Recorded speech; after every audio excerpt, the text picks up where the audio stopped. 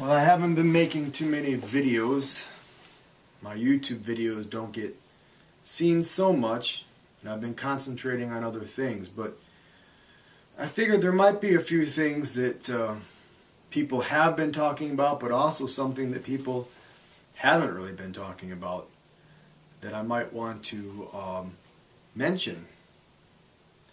First of all, there was this whole thing with Senator John McCain and the accusations that he allegedly posed and met with the terrorists in Syria, ISIS. And it seems like the mainstream media, especially the Washington Post, others, is sort of bending over backwards to dismiss these claims and to sort of run interference for John McCain and to cover for him. But this is nothing new. These are things that people have been talking about, I don't know, for months and months, if not longer, more than a year perhaps. And John McCain has a reputation for this, of going to places, shaking hands with people right before trouble begins. You know, this was done in Syria, and it was done in Ukraine.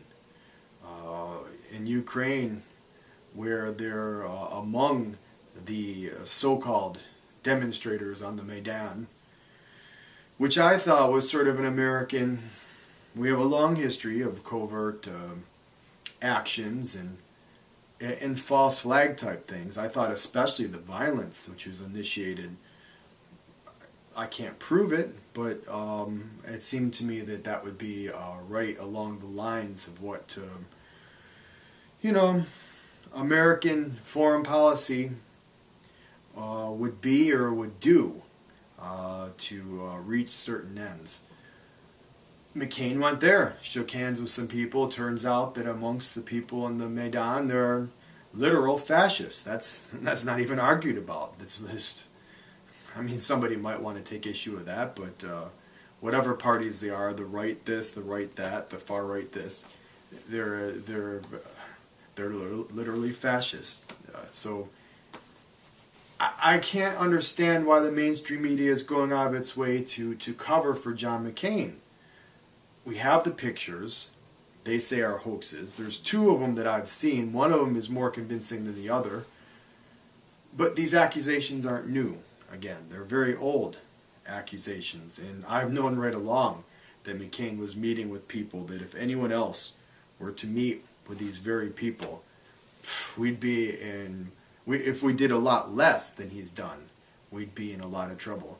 And we must remember, we must never forget, the McCain, and this fooled a lot of lefties, I think, was all of a sudden the great promoter of democracy in Egypt when Morsi was taken out of office in a quote-unquote coup. Well, that should tell you something about Morsi and who his supporters were and what kind of plot this was in Egypt. Morsi, of course, wanted to attack Syria outright and use the Egyptian military to do it. So none of this is new. None of this is new, and of course, it's disgusting. And it does make me angry because I know that I or someone else could get in trouble for much less than what McCain has even already admitted to doing, much less what he's denying that he did. We would get in trouble for even going to Syria and meeting with practically anyone in Syria. We would be accused of being terrorists. Anyway, the other thing that seems like no one's really talking about is this thing, and even George Galloway himself does not seem to be talking about it so much. He was mailed a letter that went to Parliament that was basically a threat. The letter basically said he was going to die of a virus. And I don't know, the article that I read seemed to indicate that the letter came with a suspicious substance. Kind of reminded me of when the anthrax was mailed out, which was always suspicious to me as well because that anthrax was mailed to Democrats, people in the media, not the people that you would, the very people who might oppose the war, possibly, not likely that Tom Daschle would oppose the war. Leahy from Vermont ostensibly opposed the Iraq War, though.